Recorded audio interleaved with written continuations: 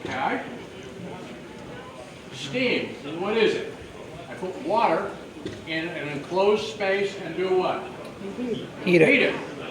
Okay, well guess what? What you see coming out of your tea kettle is not steam.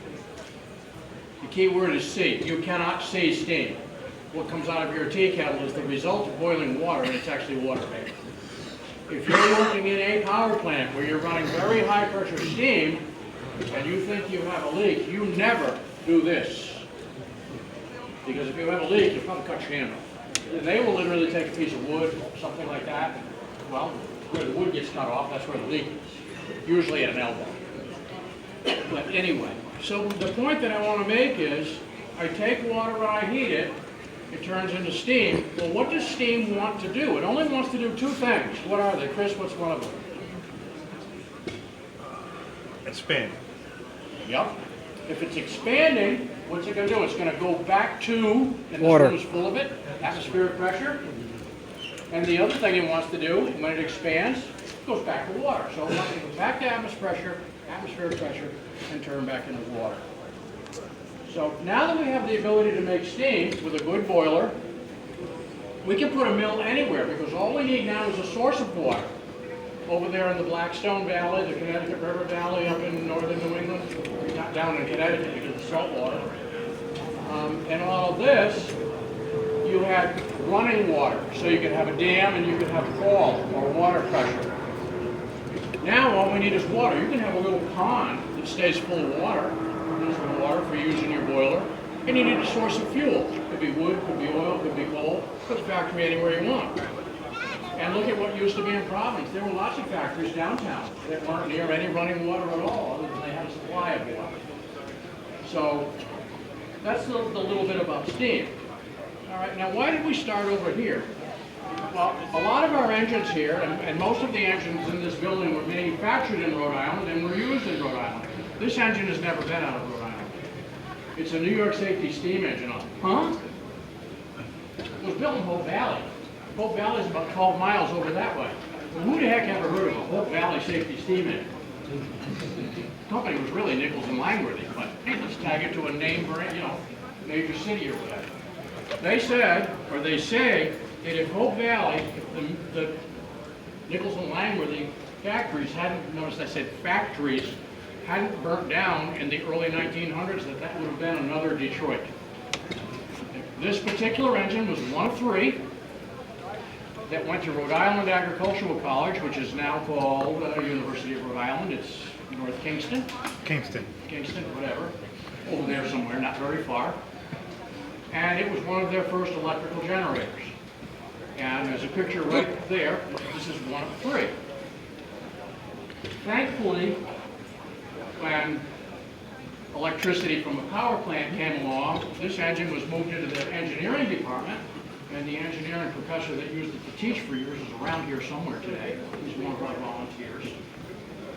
But Nichols and Langworthy's claim to fame was that they had the governor in here instead of the two flyball things that are standing up above some of these other engines, because this is extremely sensitive to not only speed, but rate of change. So it was very good for generating electricity. And if you've ever played around or dealt with a small generator set, like after a hurricane or a snowstorm, if your generator doesn't have to run much slow, maybe one or two cycles, and your lights will be noticeably flickering. So these were very good for electrical generation. And like I said, this one has never left the state of Rhode Island. All right, any questions so far? Everybody kind of get a rough idea of what we're talking about with steam and why, and what that allowed the Industrial Revolution to do? All right, Chris. But the early steam engines came in around what year in these factories? I've got one that was made in 1825. Okay, and then electricity didn't really start happening until like 75 years after that, right? So initially they were really for running Machinery. Am I getting this right? Yeah, so they ran the machines, mostly like what, looms to make textiles? In the Northeast, there was a lot of looms, but then again, remember, in Providence, they made almost everything. Richmond, Virginia was another city that they made almost everything. Hartford, Connecticut, Colt Firearms, which made Baxter engines. So there were a lot of cities that were not textile related, unlike the Blackstone Valley and southeastern, or just eastern Mass, because you've got Lowell was humongous with the knitting industry. So the Fitchburg engine was Peterborough, New Hampshire. That ran the largest textile loom ever. We'll talk more about that when we run that engine a little more. So actually, good question, please. Any other questions? Excuse me? How much pressure is needed? Okay, we're only running 45 psi right now, but this probably would have run on 100, 125, somewhere in that area. It was real common with these big engines would be running on less than 200. So it's unlike today. You may have all seen, especially New York City. I don't know why it doesn't happen much in Boston. They don't have as much steam in Boston. New York City, I heard not too long, I forgot how many steam plants New York City has, but they run, it's real common, 1,000 psi and under the street. And that's why you'll see these geysers and every once in a while there's something blow up. You were going to comment on that? Okay. How common was it for boilers to blow up? Actually not. Yes, they would. It was more common to blow up a portable boiler. A stationary boiler was actually pretty safe because a portable boiler, if you run it low on water, let's assume it's just not simply a boiler failure because it's simply wore out. A portable boiler versus a stationary boiler, if you run either one low on water, the crown sheet, which is the top of the firebox, will turn red. And then you move whatever's in or tip it or whatever and get the crown sheet immersed in water, you immediately have an uncontrollable blast of superheated steam. So your pressure could go from 100 or 2 to 1,000. So New York City, with their 1,000 psi, that's superheated steam. So turning water to steam is something like 1,700 times expansion. So it's not something to sniffle at. But stationary boilers were actually, yes, they would blow up, but it wasn't that common. Locomotives and steam traction engines, like that steamroller that's up there, that's a steamroller. They did steam traction engines to farm with it. They're pretty common, all them. So, oops. Superheated steam blast. In other words, it's set up, it's created, right? It's sent to the streets. How far can it go before it's not usable? Okay, the question is, if I've got 1,000 psi of steam, how far can it go and still be usable? Well, it really relates to how well I've got it insulated and I can keep its temperature. Because that's one of the basic laws of physics, that as temperature goes up, pressure goes up. Or if pressure goes up, it does, take your arm and just blow on your arm. You probably did it as a kid playing around with your dad or goofy stuff like that. You blow on your arm, it gets hot. Why?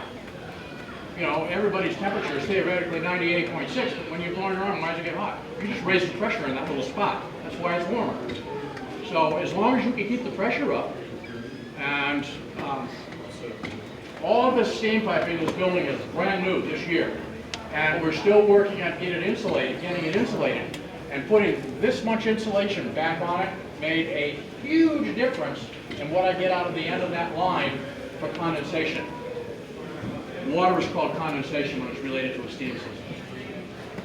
Okay, these little engines, some of you may have watched us run the other engines where we have to manually start them because you can't turn the engine up. I'm turning this one pretty effortlessly. It's been hot all day. I don't need to worry about water in it. So when I go to run it,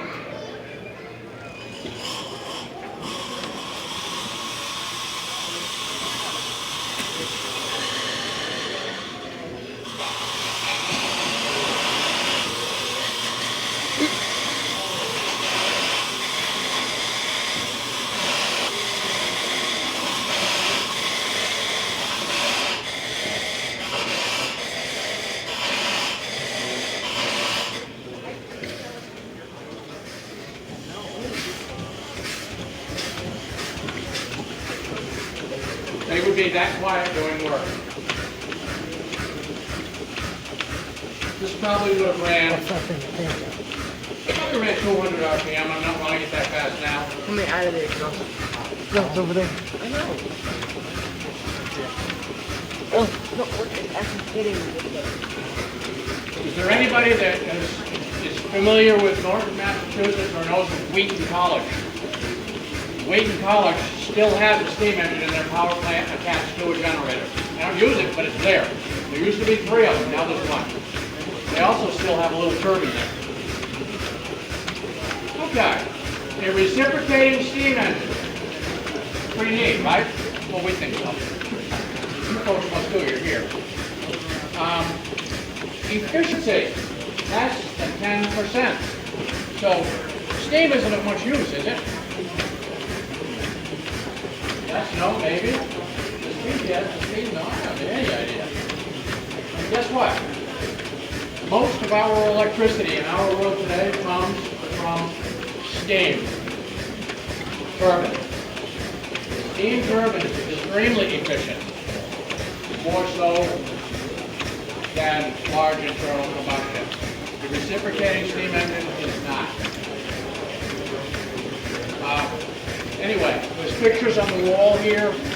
Don't know which one of those engines is this one, but it's one of those from Kingston, Rhode Island. Thanks, Chris.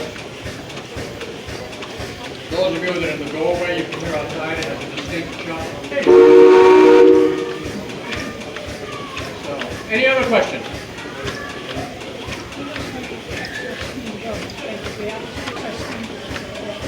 Most stationary use sends steam to atmosphere because we have lots of it.